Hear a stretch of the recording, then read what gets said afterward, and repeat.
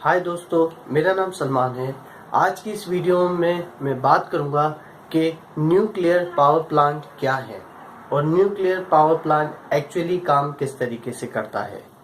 यूं तो जब भी हम न्यूक्लियर के बारे में सुनते हैं तो हमें एक डेंजरस चीज़ लगती है जो कि इंसान के लिए बिल्कुल भी ठीक नहीं है, लेकिन ऐसा नहीं है।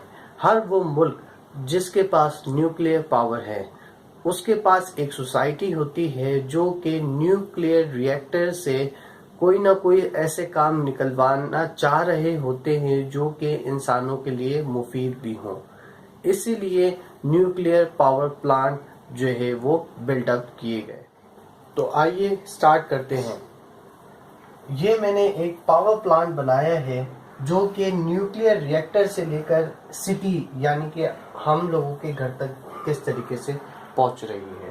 ठीक है, ये मैं आपको अभी ओवरऑल दिखा रहा हूँ, फिर बाद में मैं आपको न्यूक्लियर रिएक्टर के बारे में बताऊंगा।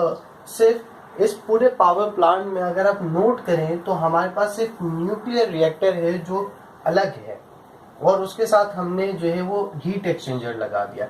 बाकी जो हमारा रेस्ट है यहाँ से वो हमारा बिल्कुल सेम है, जिसमें हमारे पास टरबाइन है, जनरेटर है, फिर जनरेटर के थ्रू हमारे इलेक्ट्रिसिटी जो बनती है, फिर हम उसको पावर हाउसेस के थ्रू जो है वो सिटी में पहुंचाते हैं। ठीक है, न्यूक्लियर रिएक्टर में रिएक्शन होता है, किस चीज का होता है वो मैं आपको अभी नेक्स्ट स्टेप में बताऊंगा। ठीक है, फिर वो हीट एक्सचेंजर के पास जो है वो हीट एक्सचेंजर जो है वो न्यूक्लियर रिएक्टर के जो है रिएक्शन को जो है वो पानी को जो है वो भाप के अंदर कन्वर्ट करता है। फिर जो स्टीम होती है वो स्टीम जाके टरबाइन को हिट करती है। टरबाइन जो है फिर वो जनरेटर टरबाइन का जो शाफ्ट जारी होती है उस शाफ्ट के जरिए जनरेटर में जो है वो इलेक्ट्रोमोटिव फोर्स के जरिए जो है हमारी जो है वो बिजली बन रही होती है और वही बिजली जो है वो जो है हमारे एक्सटेंशंस के जरिए जो है वो पावर हाउसेस में जाती है, पावर हाउसेस के थ्रू हमारे घरों में आती है। अच्छा, तो अब नेक्स्ट स्टेप में मैं आपको बताता हूँ कि एक्चुअली न्यूक्लियर रिएक्टर काम किस तरीके से करता है। अब हम देखते हैं दोस्तों कि हमारा न्यूक्लियर रिएक्टर एक्चुअली काम किस तरीके से करता है। तो अब देखिए, न्यूक्लियर रिएक्टर के अंदर हमारे पास दो धातु होती हैं, दो धातु होते हैं, एक्सप्लोसिव मटेरियल होते हैं। एक है ग्रेफाइट और एक है यूरेनियम। ठीक है, अब इसमें हम पानी के जरिए जो है वो एक केमिकल रिएक्शन पैदा करते हैं जिसका नाम है nuclear fission reaction. Nuclear fission reaction. अब उस न्यूक्लियर फिजन रिएक्शन में होता क्या है एक्चुअली कि हम एक इलेक्ट्रॉन को जो है वो हिट करते हैं। ये क्योंकि आप इसको इंटरनेट पे जब सर्च करेंगे यूरेनियम और ग्रेफाइट को तो ये पत्थर की तरह होते हैं। ठीक है, अब एक इलेक्ट्रॉन जब इसको हिट करता है, ठीक है, अब मैं ब्लैक और ब्लू चला देता हूँ ताकि आपको समझ आए। ठीक है, अब जब ये एक को हिट करता है तो इसमें से दो न्यूट्रॉन और मजीद निकलते हैं। ठीक है, अब जब एक टुकड़े को उसने मारा और उसमें से दो न्यूट्रॉन निकले तो फिर वो जब अगले टुकड़े को लगेगा तो अब इसमें से दो और न्यूट्रॉन निकलेंगे। ठीक है, अब ये कम होने के बजाय क्या होता है, ये न्यूट्रॉन की तादाद जो है इस रिएक्टर के अंदर जो है वो बढ़ती रहती है। ठीक है, इस रिएक्शन को कहते हैं न्यूक्लियर फिजन रिएक्शन। ठीक है, ये बिल्कुल उस तरह का रिएक्शन है, मिसाल दे रहा हूँ, ऐसा है नहीं, वो थोड़ा डिफरेंट साइकिल है एक्चुअली केमिकल रिएक्शन। आपने देखा होगा कैल्शियम कार्बाइड, जो जैसे हम नॉर्मल जबान में कार्बाइड कहते हैं, जैसे हम आम भी पकाते थे कभी, तो आपने देखा होगा उसको जब हम पानी के अंदर डालते हैं तो जो है उसमें कैसे बुलबुले उठते हैं, उसमें गैस बन जाती है और पानी का टेम्परेचर भी चेंज हो जाता है। तो बिल्कुल उसी किस्म का थोड़ा रिलेटिंग इस न्यूक्लियर रिएक्टर के अंदर जो है वो रिएक्शन हो रहा होता है। ठीक है, अब इसमें क्योंकि अब देखिए हम जब मुसलसल हिट कर रहे हैं और हमारे पास न्यूट्रॉन की तादाद बढ़ती जा रही है तो अब इस तादाद को हमें कंट्रोल भी रखना है। अगर ज्यादा तादाद बढ़ गई तो क्या होगा, न्यूक्लियर रिएक्टर फट सकता है भाई।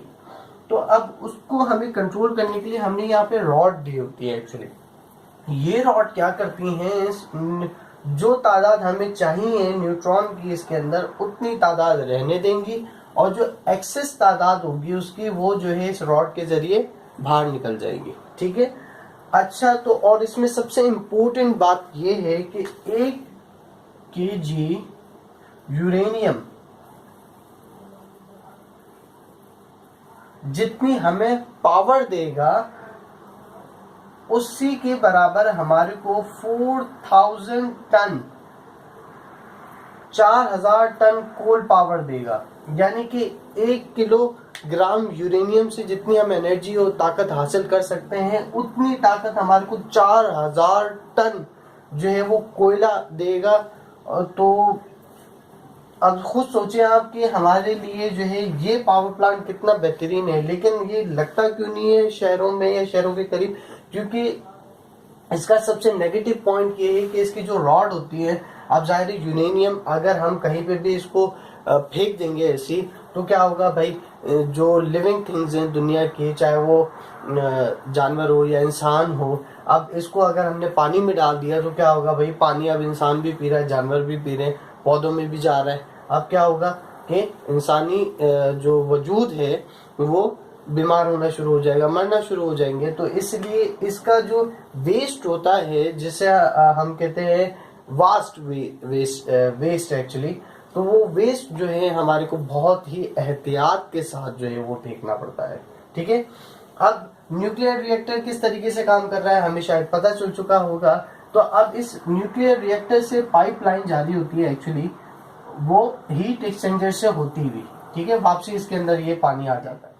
अब क्या होता है, हीट एक्सचेंजर के अंदर होता है पानी। ठीक है।